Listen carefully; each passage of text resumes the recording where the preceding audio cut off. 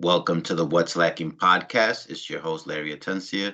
With me today is Eliana Amador. How old are you and where are you from, Eliana? I'm 24 and I'm from Seattle, Washington. Okay, and what do you do for a living? I nanny. So basically, I just hang out with kids all day and get paid. It's a That's vibe. what I do. That's what I do too. Hang out with kids all Yeah. day, get paid. Context a little bit different, but overall, taking care of children. What's your relationship status? I'm currently in a relationship. Can you tell me a little bit about that? Yeah, so we actually met in dance class in Seattle. So that was kind of a cool way of meeting. And it's been like a year almost. It's going well. Yeah, it is going really well. I Yeah, and actually don't have like the best track record in dating, so I think this one's just really nice to not have like a bunch of issues and that's great. That's great. Knock on wood, right? yep. And your boyfriend is Miguel Reyes, who was the last guest on the podcast. So hmm another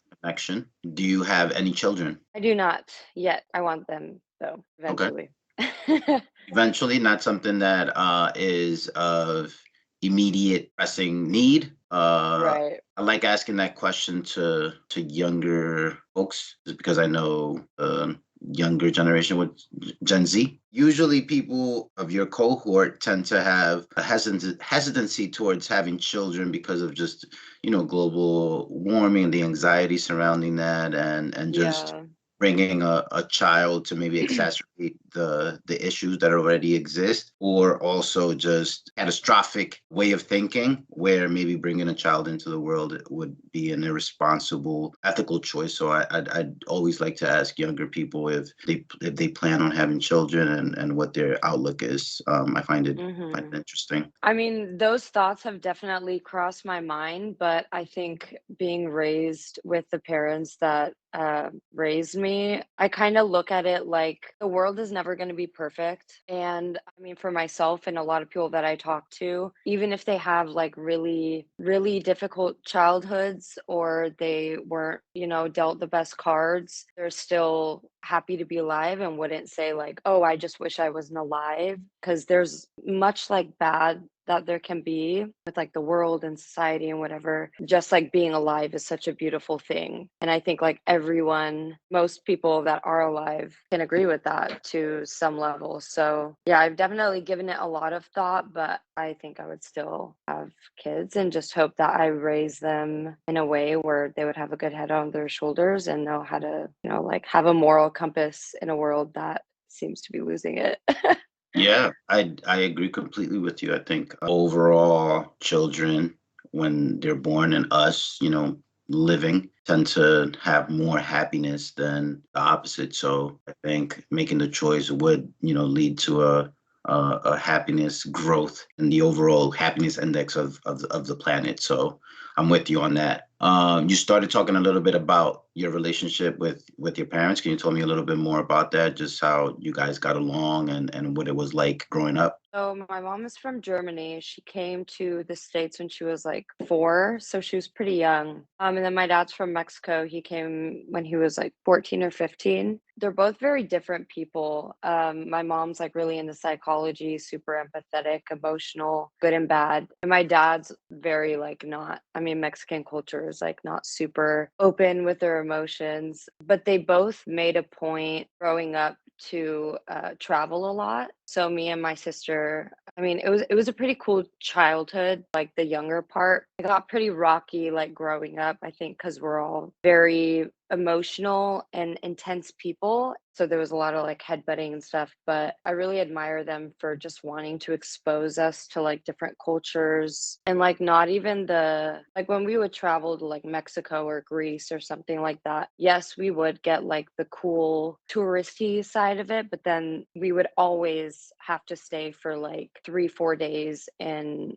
like a poor area or an area that most people don't talk about when they travel. And so yeah, I really respect them for doing that because it definitely instilled a lot of like awareness and empathy in me and my sister. So yeah, I would just say our childhood was really fun. And then as we like grew up, then the complications all started. But yeah, as a kid, it was pretty dope. Yeah, as it tends to happen, right? We sort of Yeah, have that stage of individuation where we push our parents away and build for our sure. identity against the traditions, the teachings, and the things that they taught us at home. And then I think we tend to go back and sort of have a more rational, more detached perspective where we are able to just For sure. embrace and incorporate those teachings and traditions into a greater version of ourselves as opposed to just being in opposition to it. I wanted to Hmm. ask, growing up, was your childhood like a typical American one, or were you trilingual, bilingual? Were you exposed to Mexican and German culture at home, or not really? What was that like? Yeah, I definitely did not have a typical American childhood. It was like a mixture of German culture and Mexican culture, mainly Mexican culture, just because we had like I was closer with that side of the family, I think just like from living closer to them. But I there was like really nothing American about my childhood. Even the walls of our house were like these bright colors. Like every like the decor, like we had the Mexican pots and tile and everything. But no, I was raised bilingual. So I learned Spanish first. And then I think when I was like 2 or 3, I started learning English. And Yeah. then German, not a language that you were taught. No, I was not taught German. I kind of wish I was, but I like the Spanish language, how it sounds better than German. Sorry, mom. Yeah, But yeah, yeah, German is notorious for just, not being very mellifluous and easy on the ears. I always laugh at videos of Hitler or, those speeches, and it's just like, how is he galvanizing and getting all these people to follow him when it sounds so like guttural he's and trying just, to huckaloo you or yeah, like, something. Yeah.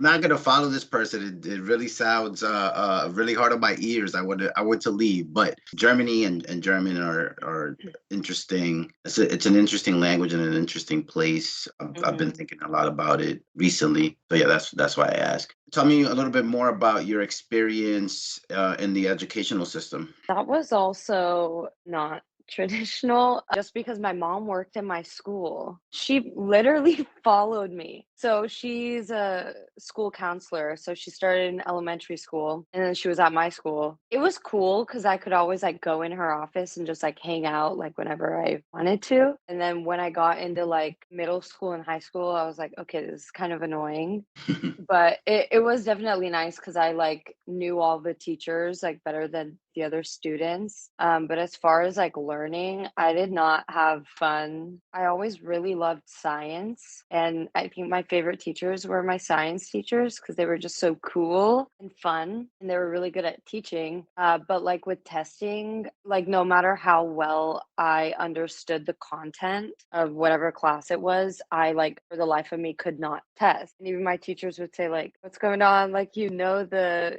content, like you're not really struggling in assignments, but like you're failing all these tests, like what's going on?" And I was like, I don't know. And then come to find out, like within the past few years, I have ADHD. And Okay. I'm like, oh, that makes a lot of sense why testing was so hard. So I think because I didn't know that at the time, I really internalized my performance in testing. And it just like brought up a bunch of like self doubt and self criticism and like, oh, I'm not smart and stuff like that. So it was definitely really challenging, just my whole experience in the educational system. But then again, having those like gems of teachers, I think that's really what like got me through and kept my like passion for learning going. Are you now applying some methods to deal with your ADHD, or are you medicating, or it's just something that you've just accepted as part of your life and not necessarily trying to pathologize it or fix it in some way? I think a little bit of everything. I'm very into like natural remedies. So I was put on medication for it, but I look at it like I only want to use it like just having ADHD benefits me in a lot of other areas, like especially working with kids. But I think if it's like I ever have to take a test or I have to do something that like requires a certain amount of sustained energy and focus that I like can't really get to on that day, then it's beneficial. So I think of it more as a tool, but with any kind of like chemical or pharmaceutical, my personal opinion, it's just always going to have some long-term drawback. Yeah. So I never want to like rely on it. So I've definitely been like dabbling in like other natural methods that actually help a lot. So yeah, I think the diagnosis helped me not think of it as a bad thing. So yeah. Now, what are some natural methods, if you care to share? Maybe this could be something that could help others who are listening who might have ADHD and don't want to, and want to maybe experiment with some natural methods to deal with it. Yeah, I really like lion's mane, the mushroom. You can, I don't know, like there's a lot of common places that it's sold like as a mushroom to just cook, but you can get capsules, like it's not the psychedelic one. And then ashwagandha also really help. And then St. John's wort, like WORT. I know there are a few other ones, like especially in Indian culture, there's like herbs for anything and everything. But those I feel like I'll like take it and really like notice an impact. Yeah, And just with that's like diet in general, like not eating a lot of processed or refined like sugars, yeah, it almost like takes it away if you're good about that. it sounds like we have similar routines. I was never diagnosed, and I don't think I have ADHD, but I do use ashwagandha and a few other supplements. I'm big on adaptogens and nootropics, just Oh yeah.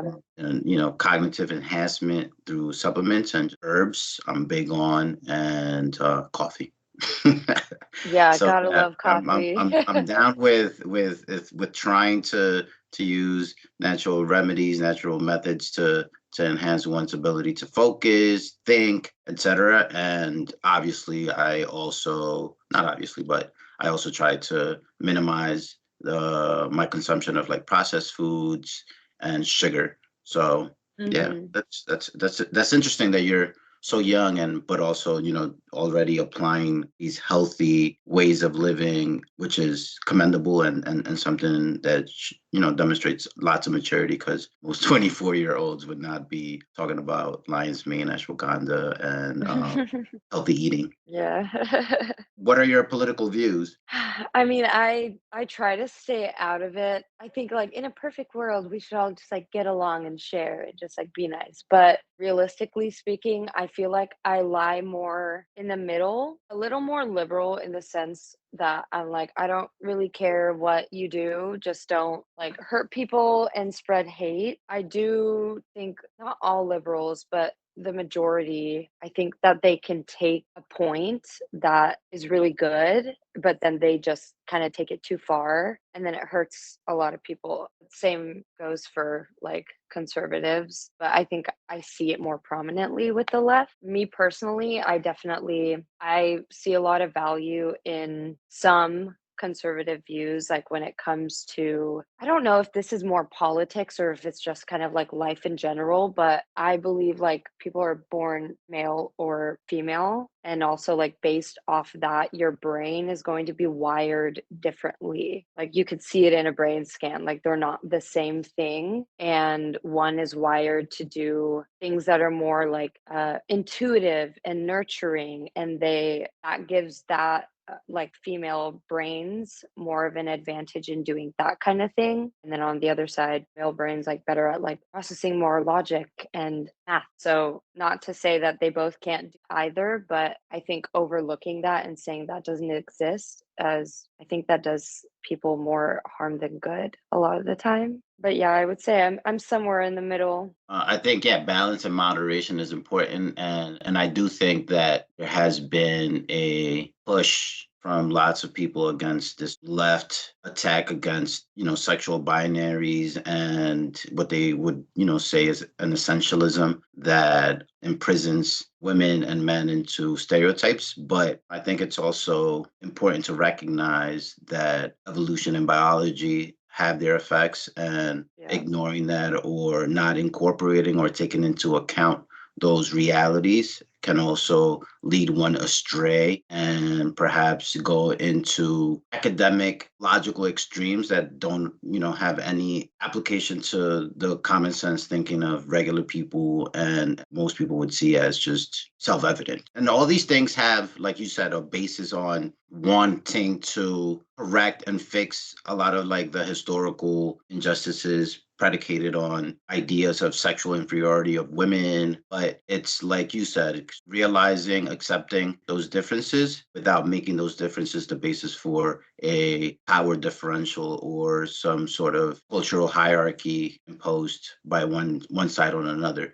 Are you religious? Currently, I don't know if I would use that word. I used to be atheist, and then I used to be like really Christian. My mom has always been a Christian growing up, but I think I've kind of had a really hard time when it comes to that because I've always had this like very deep spiritual side of me. But I think over time, I kind of listened to too many external voices and opinions of other people. And I think like struggling with that so much made me really like vulnerable to listening to that more than like my own experiences and opinions. So I think now I'm at a point where I'm like trying to shut out the noise of everyone and really just like find that within myself on my own terms. Yeah, I mean, like, I definitely believe in God. I don't believe we're here by accident, even strictly from like a scientific standpoint. It just like doesn't make sense to me,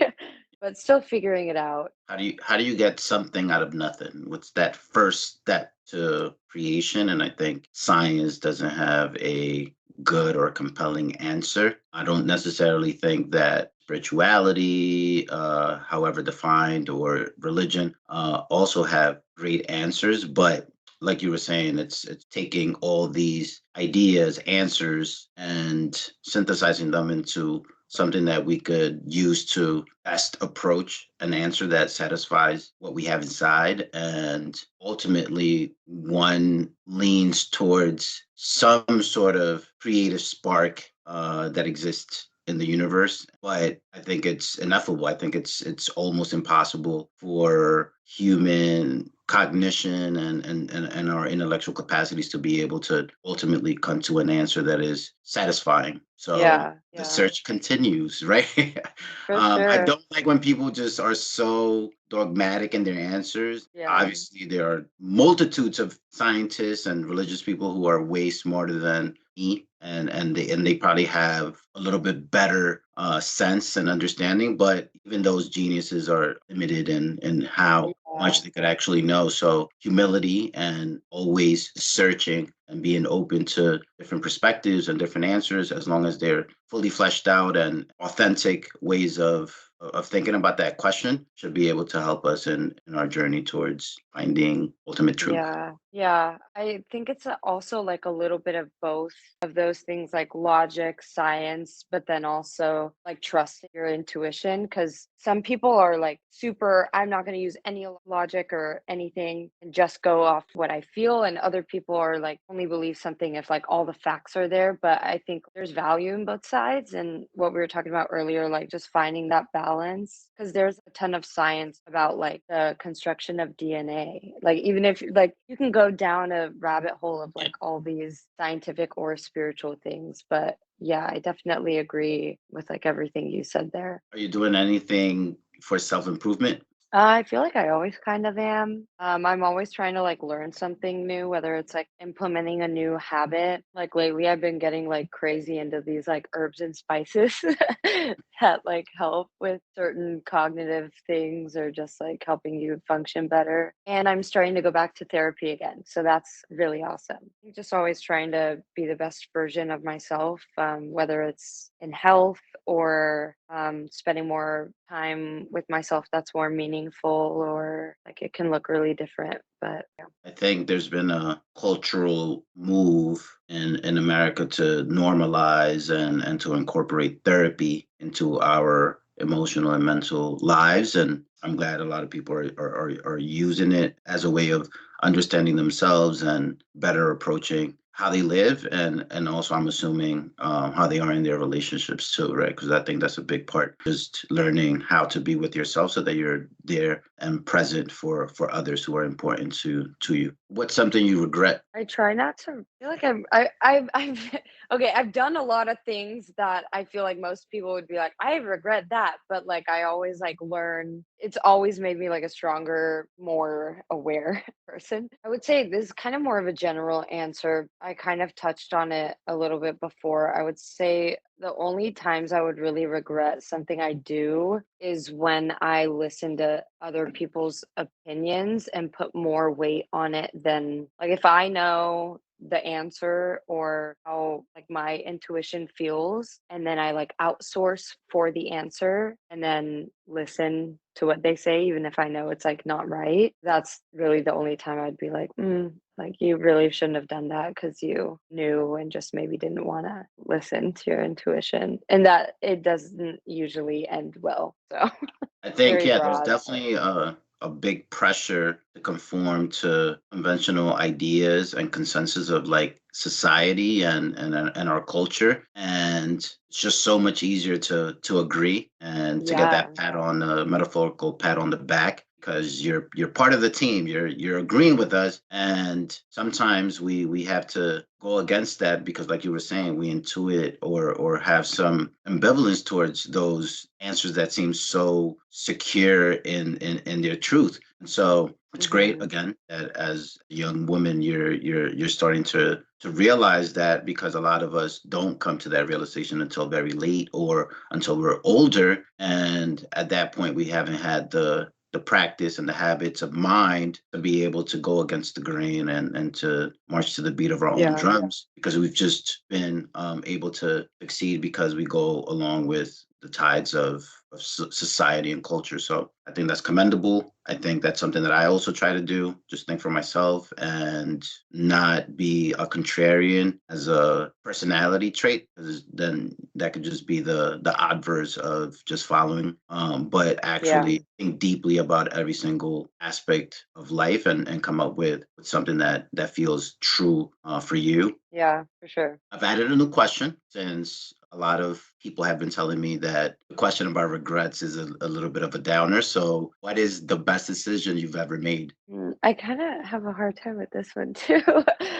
The one that comes to mind, I would probably say moving from LA back here. I moved there after high school for like 4 or 5 years. But yeah, I think I just kind of wanted to start over. It was another like gut feeling of like, I don't think this is really going to end well. So, I mean, like I had a lot of friends there, but I think they weren't deep rooted friendships. And there was like a lot of drugs going on. So I was like, I don't really want to end up like this. And there was just a lot of other stuff going on. And so I'm like, well, I don't really want to leave my friends, but I think like I'm the only one that can really like take me out of this position to grow. And I just really wanted to grow and be a better human. So yeah, I literally just packed everything in my car and I just left. And my life just changed completely in like every sense. It like sucked for the first few months because I was like alone and really isolated, just like struggling with my mental health. But I think it was like probably best decision, one of the best of my life that I've made. Yeah. And if you don't mind me asking, why did you initially move to LA after high school? I think just because I was young and I was like, "Oh, Seattle's not cool, and I need to be in the sun, and I want to be independent." I just wanted to live somewhere other than Seattle, so I learned a lot from doing that, because I was, like, 17 when I moved out, and I didn't really know anyone in California, so it was a big learning curve. I'm glad I did it, but I'm glad I came back. Sounds like you're very happy to have come back to Seattle. I mean, and Seattle's a cool, great city, but I mean, yeah, LA is probably the platonic ideal of a cool city, right? Like it's I LA. don't know, I think Seattle beats LA. But in terms of just collective idea of what is cool, LA is up Right. there, right? Yeah. Like it would be LA and then maybe Miami, Like New York and Yeah, yeah. New York. Yeah, I think Seattle, New York, San Francisco have that, but they also have a lot of other things going for them aside from just the cool factor. Because I think Yeah, that's for true. you to just build on the idea of coolness to attract people, you need the sun, like you said. You need beautiful people. You need Yeah. Hollywood, the music industry, entertainment industry, right? And those industries are huge in LA and to a lesser extent Miami. But yeah, I mean Seattle's great. Yeah. Yeah. Different points. Yeah. Last three questions. What's your favorite book? Most of the books that I read are like kind of sciencey, but I read this book recently. It's called The Untethered Soul, and it's more of like it's really good. More of like a spiritual, I don't even know what to call it, but it's basically talking about the voice inside of your head. I really don't know how to explain this book. I guess if you read it, it will help you get a better understanding of why you like ruminate or why you like choke on thoughts and how to like not do that and how to be okay with those thoughts kind of just like chattering and not needing to go distract yourself or like put the TV on because I used to struggle with that a lot. My brain's always like so that book is really cool, like just to shift your perspective on like, oh, it's really not that scary if you just like sit with your thoughts.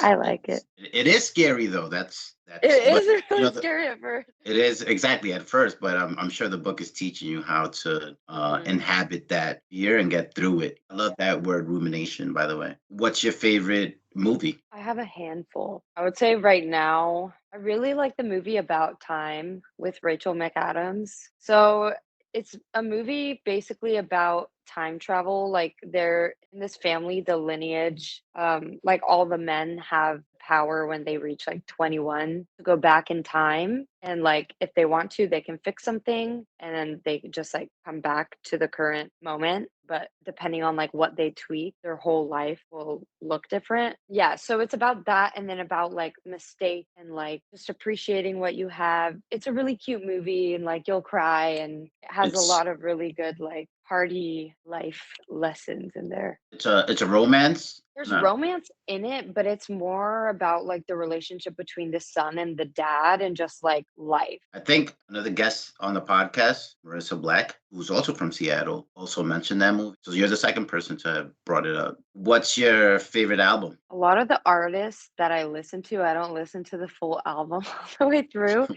So if we're talking albums, I would probably say 2 that I can think of. Frank Ocean's Orange album, probably always gonna be one of my favorites, and then Jungle. They have an album. It's also orange, but I don't know what it's called. Those I can like listen to the whole thing all the way through and just be And, bliss. and what's jungle? What genre is that? I think it sounds vaguely familiar, but please tell me a little bit more. So I'm not exactly sure what genre Jungle would lie under. I think it's indie, but it has some, I would say it's like feel good indie, but more not poppy, like alternative. I don't know. It's really good. It's kind of like a mix of different kinds of sounds, but it's just really, really good. I highly recommend All right. everyone And needs to listen to Jungle. where are they from? I actually don't know. An indie rock band called Jungle with an orange album that you're recommending. So it's a British electronic music project, London-based producers. So there's no lyrics, or they just bring in singers to sing on No, their. yeah, there are lyrics. I would kind of say like mix like indie with like Dua Lipa, Okay. kind of that vibe. Like it's a lot more fast paced and it's not just like acoustic, like at all. Just to go back to Frank Ocean, Blonde is one of my favorite albums of all time. Um, Oh yeah, that was good too. All I, his I old stuff was really good. I prefer that to Channel Orange, but I mean they're both great. But Blonde is just a classic album. Love it. What's your favorite song from Blonde? Self Control. Oh, I love that one. That's a good one. Well, it's been great chatting with you. I've had fun, and thank you for being part of the What's Liking podcast. Yeah, thank you.